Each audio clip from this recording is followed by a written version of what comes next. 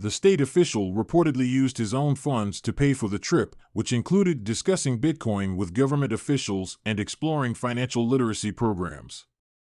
Curtis Loftus, the treasurer for the U.S. state of South Carolina, spent 5 days in El Salvador as part of an exploratory trip on cryptocurrencies.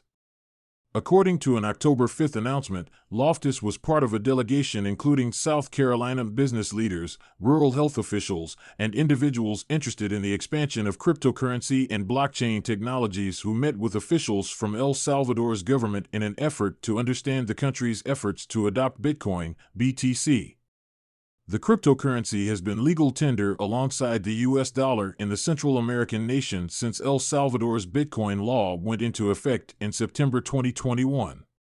Loftus reportedly used his own funds to pay for the trip, which included discussing Bitcoin with government officials and exploring the country's financial literacy educational programs.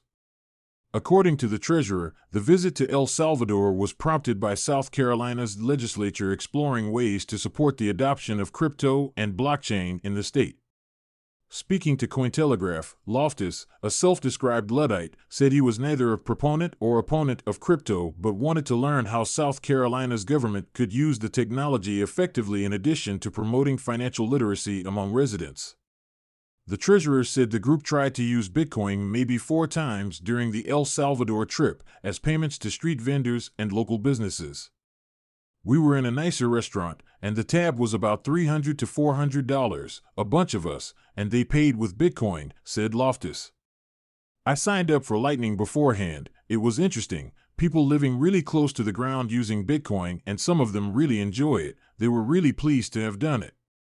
The South Carolina treasurer added, "That's our mandate, not to make a world with Bitcoin or Ethereum, or not make that world. It's just to understand what's going on, set up a system where we make sure people have good resources to understand what's happening."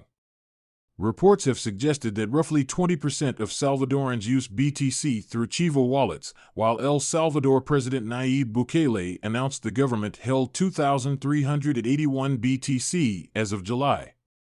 With the crypto market downtown, the value of the country's total Bitcoin investment has dropped more than 55% since September 2021, worth roughly $48 million at the time of publication.